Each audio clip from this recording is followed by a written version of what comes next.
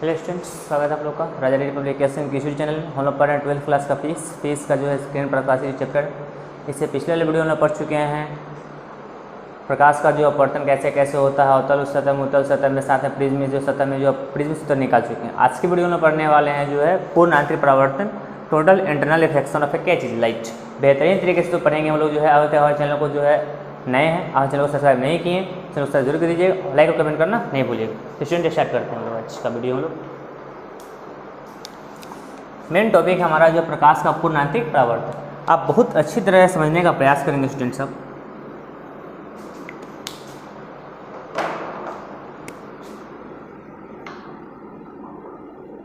यह एक माध्यम, यह ऊपर वाला जो माध्यम है आपका यह विरल, और नीचे वाला माध्यम कैसा, सब। तो प्रकाश से किरण हुआ क्या कि सघन से विरल में गया। सघन से कहाँ जा रहा है, विरल में। तो सबसे पहले सघन से विरल में जाएगा तो उसके लिए कंडीशन है क्या कि हम जो है जो भी जिस बिंदु आपतित होगा उस बिंदु को हम डालेंगे अभिलंब। आपतन बिंदु पर क्या डाल दिए हम, अभिलंब। आपतन बिंदु पर विलंब डालने के बाद जो है इस प्रकाश से किरण को जाना चाहिए था ऐसे सामने, लेकिन यह प्रकाश से किरण जो है चूंकि सघन से विरल में जा रहा है, इसलिए जो है यह अभिलंब से क्या जाएगा, दूर जाएगा। तो अभिलंब की ओर नहीं जाकर अभिलंब से क्या जाएगा, दूर। तो प्रकाश से किरण ऐसे नहीं जाकर ऐसे जाएगा, ऐसे जाएगा। तो यह हो गया आपका आपतित किरण, यह क्या हो गया आपका अपवर्तित किरण। तो यह इसके बीच बन जाएगा आपका आपतन कोण, और इसके बीच हो जाएगा क्या, अपवर्तन कोण। तो इस तरह से आप जो है, यह हो गया आपका आपतन कोण और यह हो गया आपका अपवर्तन कोण। तो स्टूडेंट्स जनरली जो है यह था कि अब जो है सघन माध्यम से प्रकाश के विरल माध्यम में जाएगा तो अभिलंब से क्या जाएगा, दूर जाएगा, जो पहले ही हमको आपको बता चुके हैं आपको। अब इस चीज को थोड़ा हम जो है समझने का प्रयास करेंगे थोड़ा विस्तार रूप में। एक और चित्र हम बनाते हैं स्टूडेंट्स। यह आपका सघन माध्यम और यह आपका कौन सा माध्यम है, विरल माध्यम। प्रकाश से किरण को आपतित किए हम, आपतन बिंदु पर हम डालेंगे अभिलंब। आपतन बिंदु पर क्या डालेंगे हम लोग, अभिलंब। आपतन बिंदु पर अभिलंब डालेंगे तो प्रकाश से किरण यह जो है अभिलंब से दूर जाएगा। जो ऐसे जाना चाहिए था इसको वैसे नहीं जाकर यह जो है थोड़ा दूर जाएगा। तब पहले प्रकाश से किरण को देख रहे हैं कि यह ऐसे गया, यह क्या गया, ऐसे। एक और प्रकाश की किरण को जो है थोड़ा, यह था आपका आपतन कोण पहला कंडीशन में I1 मान लेते हैं, और यह था अपवर्तन कोण मतलब R1 मान लेते हैं। प्रकाश की किरण को एक और आपतित किए। अब एक और आपतित किए मतलब अब प्रकाश की किरण को थोड़ा आपतन कोण को मान को बढ़ा दे रहा है। आपतन कोण के मान को बढ़ाए मतलब प्रकाश की किरण को थोड़ा दूर से आपतित किए। प्रकाश की किरण को दूर से आपतित करेंगे तो जैसे जैसे आपतन को बढ़ाएंगे वैसे ऐसे यह जैसे जाएगा वैसे से आपका अपवर्तित किरण कहाँ आएगा, नीचे आते जाएगा।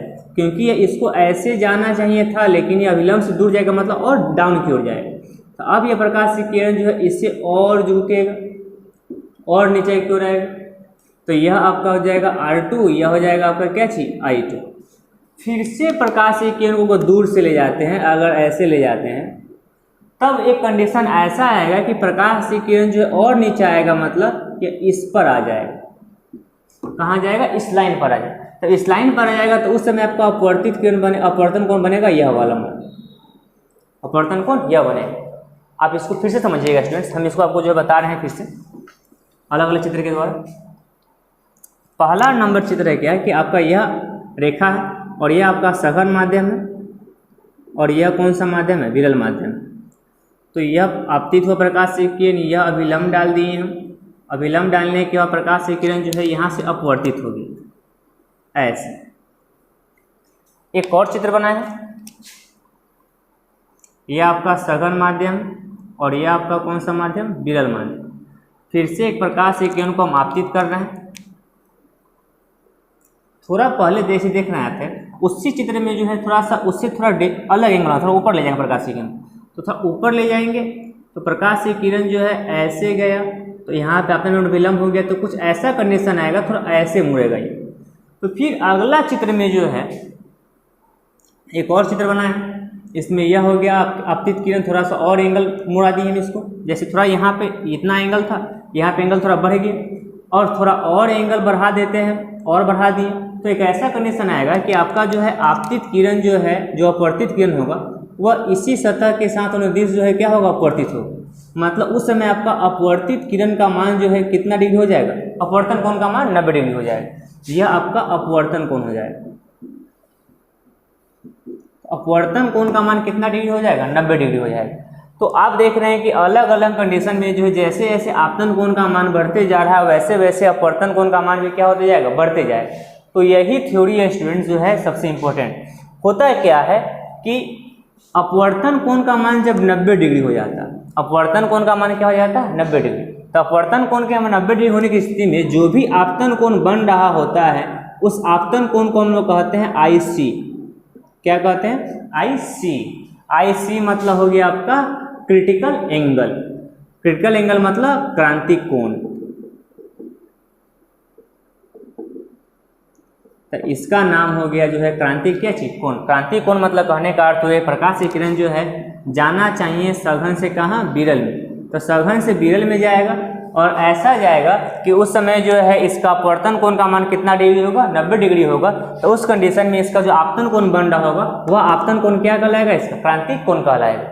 लेकिन क्रांतिक कोण इंटरमिनेशन है प्रकाश की किरण जाना चाहिए सघन से कहाँ, विरल में, और साथ में अपवर्तन कोण का मान कितना होना चाहिए, 90 डिग्री होना चाहिए। तब जाकर आपका आपतन कोण जो होगा यह आपतन कोण क्या होगा, क्रांतिक कोण होगा।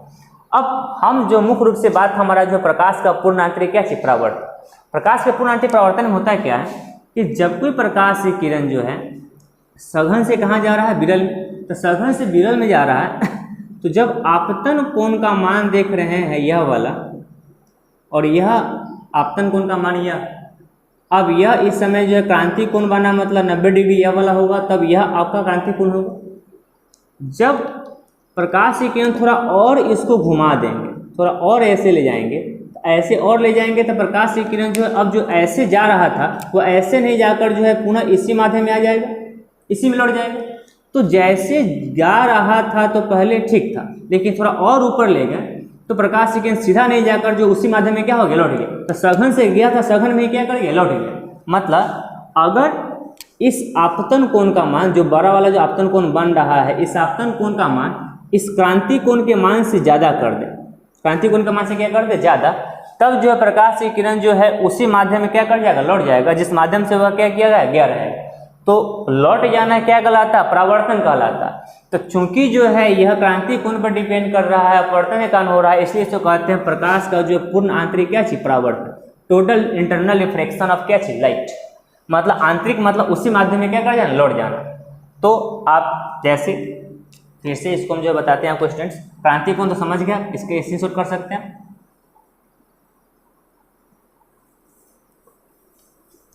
होता है क्या है कि यह था आपका जो है माध्यम सघन और यह माध्यम है आपका क्या चीज, विरल। तो प्रकाश की किरण जो है आया, यह आपका हो गया अभिलंब। तो प्रकाश की किरण जो है अगर इस पथ पर जो है अपवर्तित हो रहा है तो यह आपका 90 डिग्री बनेगा और यह वाला आपका बनेगा क्रांतिक कोण, मतलब क्या चीज, IC। जैसे पहले बताया आपको कि जब अपवर्तन कोण का मान 90 डिग्री होगा तो उस समय आपका आपतन कोण क्या कहलाएगा, क्रांतिक कोण कहलाएगा। यह आपका होगा क्रांतिक कोण, क्रांतिक कोण होगा। अब होगा क्या कि जैसे इस वाले पथ पर तो ऐसा सीधा जा रहा है, लेकिन थोड़ा और इस कोण को बढ़ा दे, मतलब प्रकाश की किरण को जो थोड़ा सा और एंगल से मतलब बढ़ाएं, इतना से जो है इसको जो है मतलब अपवर्तित करें, तब प्रकाश की किरण जो है और इस वाले एंगल पर सीधा जा रहा था तो और अभिलंब से दूर जाएगा। तो इस वाले एंगल पर जो प्रकाश की किरण जो इस माध्यम में क्या कर जाएगा, लौट जाएगा।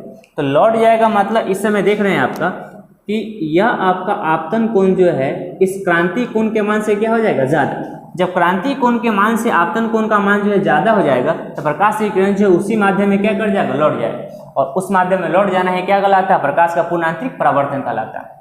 तो प्रकाश का पूर्ण आंतरिक परावर्तन मतलब कहने का अर्थ हो गया कि जब कोई प्रकाश की किरण सघन माध्यम से विरल माध्यम में जाता है तो यदि आपतन कोण का मान उसके क्रांतिक कोण के मान से ज़्यादा हो जाता है, मतलब IC से ज़्यादा हो जाएगा जो है क्या चीज, I का मान, तब जो है प्रकाश की किरण उसी माध्यम में क्या कर जाएगा, लौट जाएगा जिस माध्यम से वह गया रहता है। जैसे कि देख रहे हैं, तो इस घटना को हम कहते हैं प्रकाश का पूर्णांतरिक परावर्तन कहते हैं। तो इस तरह से देखें आप जो प्रकाश का पूर्णांतरिक परावर्तन, तो आप सबसे पहले स्टूडेंट्स इसका स्क्रीनशॉट कर सकते हैं। प्रकाश के पूर्णांतरिक परावर्तन के लिए दो कंडीशन है। पहला, आपको जो प्रकाश की किरण सघन से कहाँ जाना चाहिए, विरल जाना चाहिए। और दूसरा नंबर जो है दूसरा नंबर कंडीशन क्या होना चाहिए कि प्रकाश के क्रांति कोण के मान से आपतन कोण का मान ज्यादा होना चाहिए। मतलब आपतन कोण का मान जो है क्रांति कोण के मान से क्या होना चाहिए, ज्यादा होना चाहिए।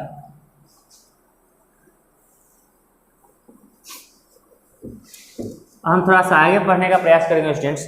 अब आगे पढ़ेंगे हम लोग क्या कि अपवर्तनांक एवं क्रांतिक कोण के बीच संबंध। अपवर्तनांक एवं क्रांतिक कोण के बीच के संबंध, मतलब हमको जो संबंध पढ़ना है म्यू और साथ में जो है आई सी के बीच का रिलेशन पढ़ना है। तो बहुत अच्छी तरीके से आप समझने का प्रयास करिएगा स्टूडेंट्स। सबसे पहले हम जो है बनाएं यहाँ पे लाइन डिवाइडर, ये मीडियम डिवाइडर भी कर सकते हैं, माध्यम का जो डिवाइड करने वाला। ये आपका जो है सघन माध्यम, ऊपर वाला कौन सा माध्यम है, विरल माध्यम। तो सघन माध्यम विरल माध्यम है, मतलब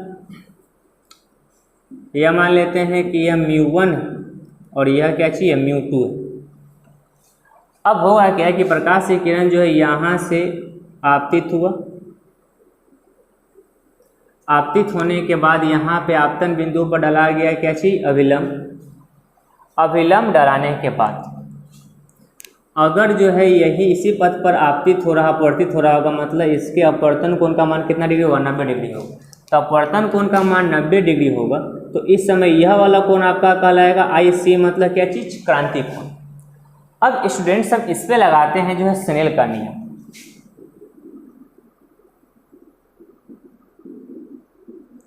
स्नेल के नियम से, तो स्नेल के नियम देखेंगे तो स्नेल का नियम कहता है कि sine i upon sine r equal to mu. जिस माध्यम में जाता प्रकाश में उसको हम पहले लिखते हैं, किस माध्यम में जा रहा, पहले में जा रहा है, और जिस माध्यम से जाता है उसको हम बाद में लिखते हैं। 2 से जा रहा है तो 2 लिख लीजिए। साइन आई मतलब आपतन कोण, तो हमारे यहाँ आपतन आई नहीं है, हमारा क्या चाहिए, आई सी है। तो हम यहाँ पे लिखेंगे क्या, साइन आई नहीं होकर क्या होगा हमारा आई सी अपॉन साइन आर, मतलब आर मतलब अपवर्तन कोण। तो अपवर्तन कोण कितना बन रहा है, 90 डिग्री बन रहा, तो ये 90 हो जाएगा। μ12 मतलब μ1 अपॉन कितना, μ2, ऐसा हो जाएगा। तो sign I C upon 90 degree का मान कितना होता है, 1, तो यह हो गया μ1 अपॉन कितना, μ2, ऐसा हो जाएगा। तो अब इसको थोड़ा सा जो है परिवर्तन करना चाहते हैं, तो आप देखेंगे क्या कि यह हो गया आपका sine I C equal to μ1 upon कितना, μ2। तो अब इसको थोड़ा इन्वर्स कर देते हैं। तो इन्वर्स करेंगे तो μ2 अपॉन μ1 इक्वल टू हो जाएगा, यह भी इन्वर्स कर जाएगा तो 1 साइन कितना, आई सी, ऐसा हो जाएगा। तो μ1 मतलब विरल माध्यम, अगर विरल माध्यम वायु होगा, विरल माध्यम क्या होगा, वायु, तो वायु होगा। पहले तो यह मेन इंपॉर्टेंट फॉर्मूला हो गया, पहले तो यह मेन इंपॉर्टेंट फॉर्मूला हो गया आपका। तो लेकिन अगर ये विरल मतलब वायु होता तब इसके जो अपवर्तनांक का मान कितना होता, 1 होता। तब अपवर्तनांक का मान 1 होता, मतलब μ1 का मान 1 हो जाता, तब यह 1 हो जाता, तो बचता μ2 इक्वल टू 1 जो है साइन कितना, आई सी। यह भी इसका शॉर्ट है, आप μ2 की जगह पे क्या लिख सकते हैं, म्यू भी लिख सकते हैं। तो स्टूडेंट्स यह हो गया अपवर्तनांक एवं क्रांति के बीच, क्रांति कोण के बीच का क्या चीज संबंध, आप इसका स्क्रीनशॉट कर सकते हैं। तो स्टूडेंट्स आज की वीडियो में पढ़े जो है पूर्णांतिक परावर्तन, साथ में क्रांति कोण के साथ जो है अपवर्तनांक, और साथ में जो है क्रांति कोण के बीच का क्या चीज संबंध। तो आज के लिए इतना ही स्टूडेंट्स, नेक्स्ट वीडियो में पढ़ेंगे जो है वर्ण विक्षेपण, साथ में जो है इंद्रधनुष। थैंक्स।